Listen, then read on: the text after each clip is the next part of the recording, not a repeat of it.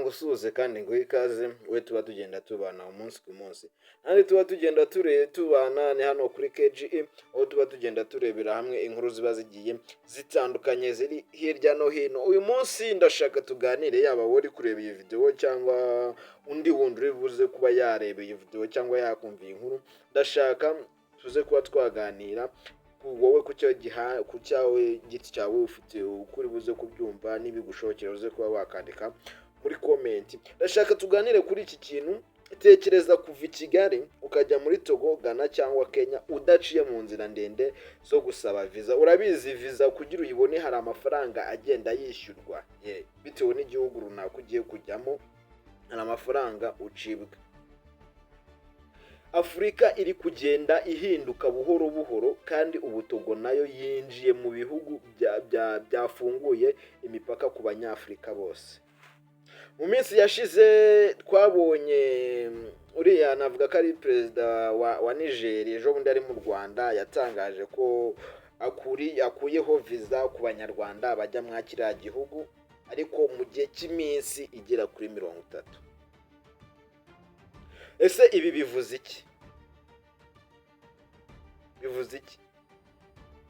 Ibi bivuze iki ku bucuruzi, ku bashoramari? Ese Afurika iri kugana ku mugabane umwe nk'uw'Uburayi? Ushobora kubyibaza, nanjye ariko mbyibaza, ariko tugiye kuba twabiganiraho. Uyu munsi tugiye kuba twabiganiraho byimbitse, turebe amaherezo y'ibi ngibi aho byaba biri kugenda bitwerekeza. Nawe ushobora kuba waza kuba wagira igitekerezo, ushobora kuza kuba watanga kuri ibi ngibi. Ntabwo uhejwe hano, uba ugomba gutanga igitekerezo uko ubyumva, ntawe uzakujajinga, kuko igitekerezo ubutanze uba ubyemerewe kuba wagitanga. Iyi nkuru turayikomeza muri ubu buryo tuvuga ati guverinoma ya Togo yatangaje ko abaturage bose ba Afurika bafite pasiporo zemewe batazongera gusabwa visa yo kwinjira muri iki gihugu mu gihe kingana n'iminsi 30. Niba ukeneye kuba watembera ukaba wagenda ukamara iminsi 30, ahangaha uba ushobora kuba wagenda, ariko muri iyo minsi 30 uba ushobora kuba wajya wasaba visa byanyabyo, ariko uba ufite iminsi 30 yo kuba wagenda mu bihugu turi buze kugenda tugarukaho muri iyo nkuru, ukaba wajyayo ukamara iminsi 30 then ukongera kuba wagaruka. Iki cyemezo cyo mu Togo nayo kuba yaje kwinjira muri ibi ngibi ni icyemezo cyatangiye gushyirwa mu bikorwa ku itariki 18 Gicurasi 2026. Ni mu gihe Togo ibi ngibi yaje kubikura yinjira mu bindi bihugu byari bisanzwe byarakuyeho izi visa. Nabyo turaza kuba tugenda tubireba muri iyi nkuru yacu. Ni inkuru naje ko nategura, ni inkuru ndende turubuze kuba tugenda turebera hamwe.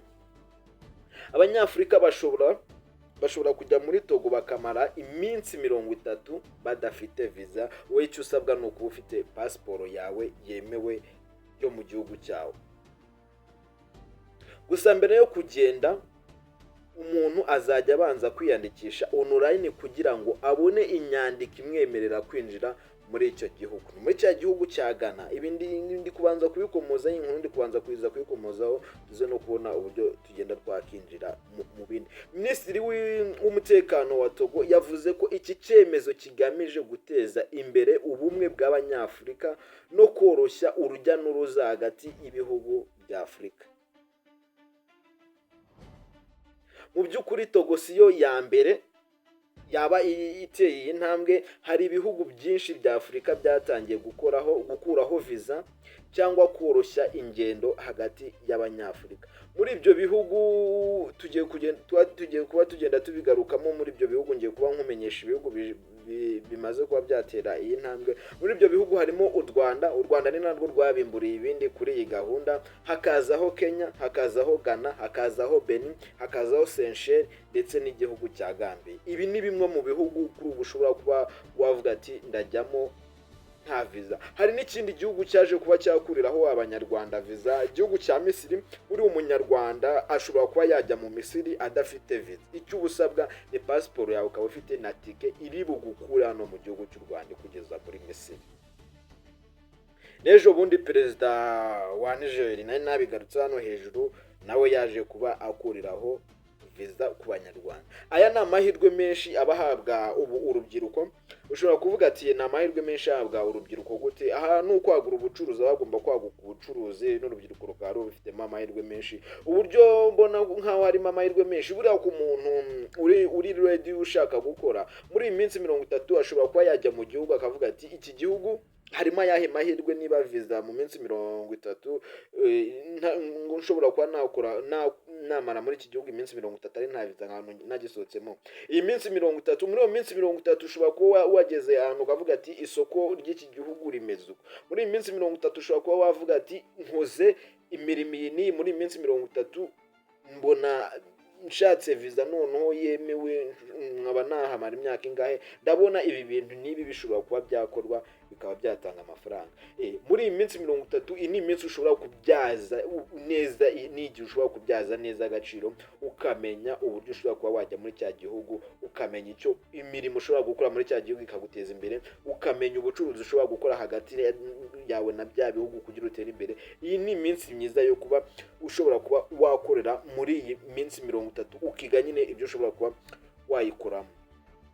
Dukomeze inkuru yacu nateguye. Urugero nk'u Rwanda rwemereye abaturage benshi ba Afurika kubona viza bageze ku kibuga cy'indege cyangwa bacinjira nta viza. Numva ibi ni intambwe nziza u Rwanda rwaje kuba rwateye, ariko ndakeka no mu bindi bihugu nayo izagenda iterwa buke buke, kuko buri iyo wagiye uvuga turi gushaka viza icyo usabwa ni ukuyishyura. Hari ibintu by'ingenzi bakubaza, ushaka iyawe, ugiye gukora ibiki, ibintu nk'ibyo ukabisobanura, ubundi nabyo biba bifite ikiguzi ukaba wagira ugenda ubyishyura. Kenya nayo yagabanyije cyane amabwiriza ya viza ku banyafurika, yagiye byoroshya cyane. Ni hahandi ivuga ati urubyiruko rufite intego yo gukora gahunda yo gukora aya makuru mugomba kuba mwayabyaza umusaruro. Ghana nawe yatangije gahunda yo kwakira abanyafurika nta viza. Ibi biri muri bya bihugu nagiye ngenda ngarukaho hejuru. Ibi byose bigaragaza ko Afurika iri kugenda ishaka kwihuza nk'uko ibihugu byo ku mugabane aho Afurika nyine bigenda yihuza nk'uko biriya bihugu by'i Burayi nabyo byagiye bigenda byihuza. Gusa nubwo Afurika nyine bishaka kugenda yihuza muri ubwo buryo, wibuke nyine ko kwihuza kwa Afurika ni ibintu byinshi bahora bajya mu nama zo kwihuza n'ibiki ngo Afurika tube umugabane umwe, umunyafurika ajye mu kindi gihugu cya Afurika nta mananiza. Wibuke ko umunyamahanga uri hariya, umuzungu uri hari, ibyo bintu ari byo abarwanya cyane.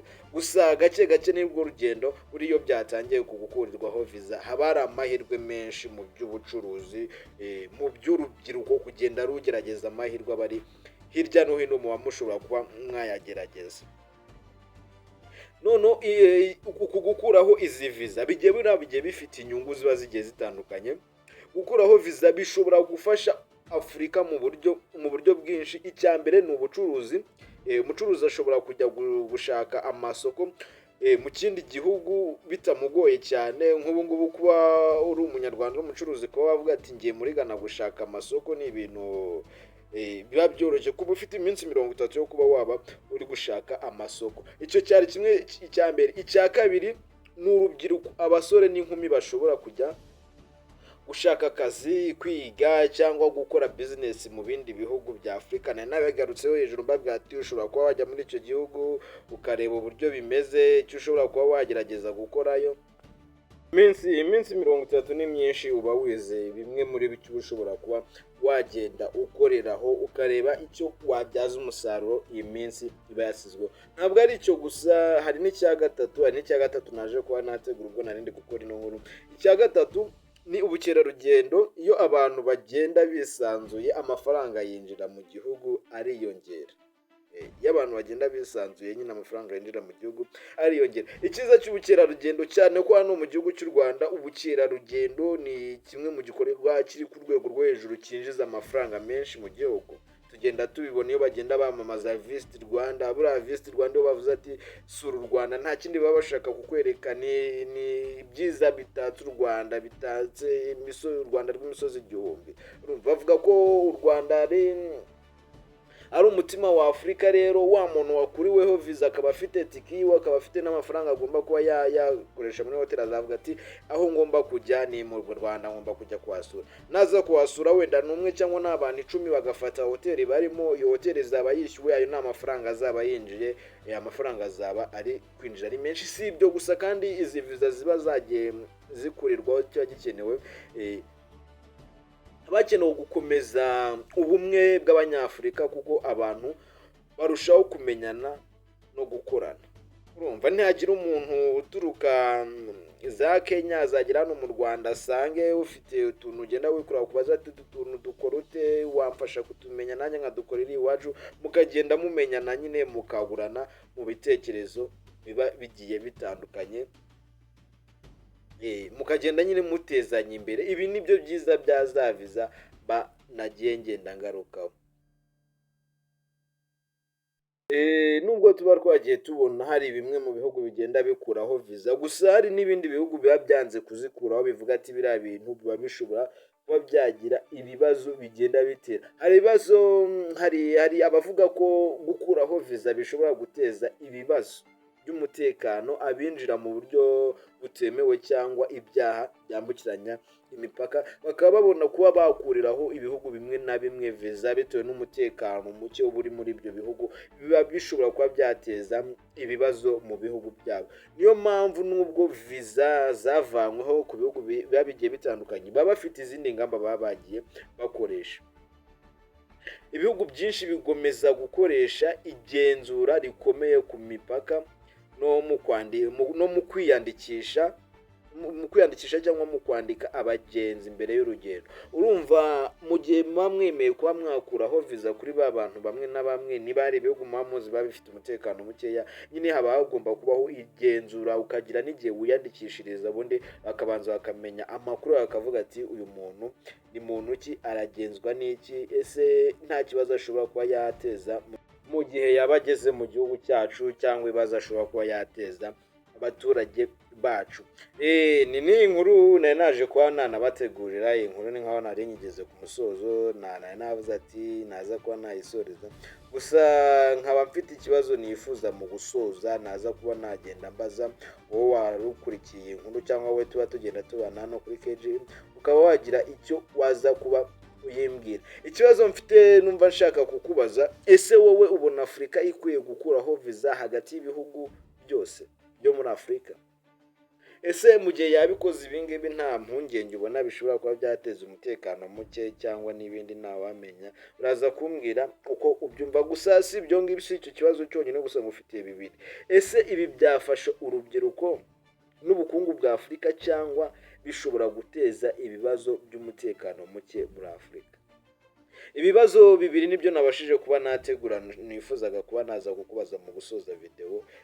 Nuza kumva iki kiganiro twaje kwa rwakora, waza gutera comment yuko ubyumva, nanagusaba kuba waza gukora subscribe, tukajya tubana umunsi ku munsi mu nkuru nk'izi cyangwa zitandukanye inkuru zose hano dukora mu ngeri zose, inkuru yose twajya tunyuza hano kuri KG, ku buryo wajya uyibona mu ba mbere. Urasabwa kuba wakora subscribe, kandi ubaye ufite support yo kuduha wakora share iki kiganiro kikaba cyabasha kuba cyagera ku bantu benshi. Reka ngushimire rero ufashe umwanya wo kureba iyi video tukabanya muri kano kanya. Iyi ni imwe mu nkuru nari naje kuba nategura, ndavuga ati reka nyitegure tube twaza kuba twayiganiraho. Reka ngushimire, nkwifuriza ibyiza, Imana ikomeze ibandinde mwese.